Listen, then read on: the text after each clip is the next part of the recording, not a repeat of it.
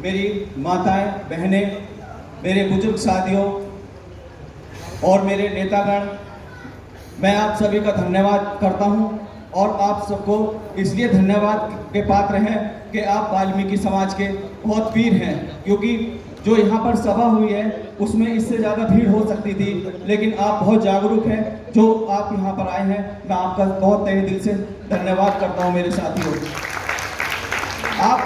आप वो लोग हैं जो जगह जगह जाकर अपनी कौम को जगाने का काम करेंगे, वाल्मीकि समाज को शिक्षा देने का काम करेंगे, वाल्मीकि समाज को आगे बढ़ने का काम करेंगे। आप एक देश के लिए, समाज के लिए रोल मॉडल बनने का काम करेंगे मेरे साथियों। मैं आप सबका बहुत हृदय से धन्यवाद करता हूं और मैं अपनी माताओं बहनों का नमन करता हूं, क्योंकि जिस कौम की महिलाएं शिक्षित होती हैं वो उस कौम को आगे बढ़ने से कोई नहीं रोक सकता मेरे साथियों। जिस कौम की महिलाएं शिक्षित नहीं होती उस कौम को कभी आगे नहीं बढ़ सकती मेरे साथियों। हमें जरूरत है अपनी बेटियों को पढ़ाने के लिए।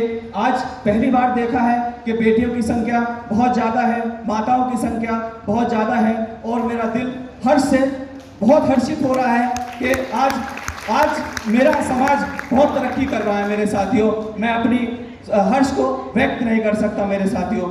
मैं एक बात और कहना चाहता हूं मेरे साथियों, वाल्मीकि समाज आज सबसे पिछले पायदान पे है। हम जो है वाल्मीकि समाज के लोग एससी समाज में सबसे पिछले पायदान पे हैं। उसका कारण क्या है? उसका कारण ये है हमारी कोई आइडियोलॉजी नहीं है। अगर हम किसी आइडियोलॉजी में काम नहीं करते, अगर हमारी कोई आइडियोलॉजी होगी, हमारे कोई आदर्श होंगे तो हम आगे बढ़ने का काम करेंगे मेरे साथियों। हमारी कौम वो संघर्षकाली कौम है जिसे पानी के लिए भी संघर्ष करना पड़ता है मेरे साथियों, पानी के लिए भी लड़ना पड़ता है मेरे साथियों। और शिक्षा की तो बात ऐसी है कि जूतों में बैठकर पढ़ने वाला शिक्षा का वो शेर जो भारत का संविधान लिख जाता है मेरे साथियों, हम उस कौम से बिलोंग करते हैं मेरे साथियों। इसलिए मेरे साथियों डरने की कोई जरूरत नहीं है। और हमारे जो भाई हैं, मैं जाति सूचक बात नहीं कहता, लेकिन जो चमार भाई हैं, हमारी समकक्ष जातियां हैं, हम उनसे भी 100 साल पीछे हैं, क्योंकि उन्होंने कोई आइडियोलॉजी फॉलो की। वो डॉक्टर भीमराव अंबेडकर के मार्ग पर चले, वो शिक्षा की ओर बढ़े, लेकिन हम जो है अब जो है सफाई की तरफ चले। सफाई की नौकरी में बताओ क्या रखा है?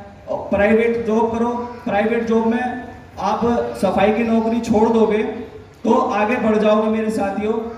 मैंने देखा है कि प्राइवेट जॉब निकलती है संविधा पर, जो पढ़े लिखे लोग हैं, जो मंचों से बहुत बड़ी बड़ी बातें करते हैं, लेकिन धरातल पर आकर अपने बेटे के लिए 50,000 रुपये देकर उसकी संविधा की नौकरी लगवाते हैं मेरे साथियों।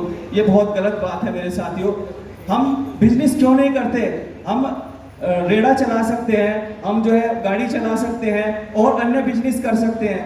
भारतवर्ष में केवल 3% नौकरियां हैं, सरकारी नौकरियां हैं जो 3% है। 3% में बहुत ज़्यादा संघर्ष है और वो 3% नौकरियां भी हमारी समाप्त हो रही है मेरे साथियों, क्योंकि आरक्षण जो है, जो संविधान को धीरे धीरे खोखला किया जा रहा है। आपका संविधान इस सरकार ने बिल्कुल खोखला कर दिया है, उसमें आरक्षण बिल्कुल धीरे धीरे समाप्त कर दिया है मेरे साथियों। यहाँ पढ़े लिखे लोग बैठे हुए, बताना चाहूँगा कि IAS PCS बनने के लिए बहुत पढ़ना पड़ता है, लेकिन 133 IAS बिना परीक्षा के, बिना किसी उसके लेटरल एंट्री के थ्रू 133 IAS बन चुके हैं साथियों। मेरे ख्याल से शायद ही किसी को पता हो।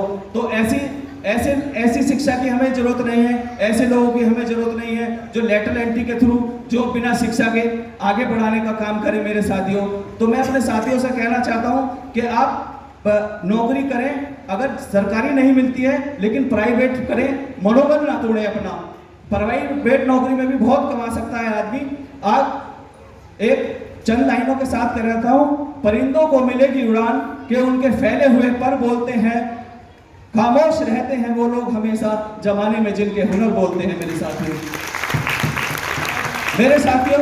आप उस वीर कौम के शासक हो, आप उस वीर कौम के संताने हो जिन्होंने इस देश के लिए, चाहे छत्रपति साहू जी महाराज हो, दीना भाना वाल्मीकि हो और प्रथम क्रांतिकारी दीना भाना वाल्मीकि हो, और बहुत लोग हैं जिन्होंने हमारे क्रांति की ज्वाला जलाई है, जिनका नाम मेरठ में दीना भाना वाल्मीकि जी हैं। उन्होंने भी देश की आज़ादी में बहुत बड़ा बलिदान किया है, लेकिन इन इतिहास लिखने वालों ने उनका नाम इतिहास से मिटा दिया है मेरे साथियों। इतिहास वो लिखता है जो शक्तिशाली कौम होती है मेरे साथियों, जो हारी हुई कौम होती है वो इतिहास नहीं लिख सकती मेरे साथियों। और सबसे बड़ी बात बताना चाहूँगा, जिस कौम में संघर्ष की आदत होती है, जो कौम संघर्ष करती है वही आगे बढ़ती है मेरे साथियों। आज स्थिति ये है कि हमारे मुजफ्फरनगर में जाट कम्युनिटी इतनी शक्तिशाली है कि वो जो भी कर दे वो उसको पत्थर की लकीर होती है मेरे साथियों। एक छोटा सा वाल्मीकि मंदिर घेरा बनाया था उन्होंने, वाल्मीकि लड़कों ने, लेकिन उसको भी तोड़ दिया। लेकिन उल्लासपुर में एक टिकैत चौक है मेरे साथियों, लेकिन उसकी तरफ कोई आंख उठाने की हिम्मत नहीं कर सकता। ये ताकत आपके समाज की है मेरे साथियों। आपको भी उनसे सीख लेकर अपने समाज को ताकतवर बनाना पड़ेगा ताकि हम लोग आगे बढ़ सके मेरे साथियों। एक बार, क्योंकि समय कम है, मैं अपने शब्दों को यहीं विराम देता हूं और एक बार बहुत अपने तहे दिल से दर्शन रत्न रावण जी को बहुत कोटि धन्यवाद नमन करता हूं और उनका बहुत शुक्रिया अदा करता हूं कि उन्होंने जो मुहिम इस देश के अंदर, इस समाज के अंदर चलाई है, जहां भी हमारी जरूरत पड़ेगी दर्शन रत्न रावण जी को, हम इनके हमेशा साथ रहेंगे। हम पूरी टीम के साथ इनके साथ रहेंगे, कंधा से कंधे मिलाकर काम करेंगे। और इन्हीं शब्दों के साथ मैं अपनी वाणी को विराम करता हूँ। जय भीम, जय भारत, जय वाल्मीकि समाज, जय वाल्मीकि।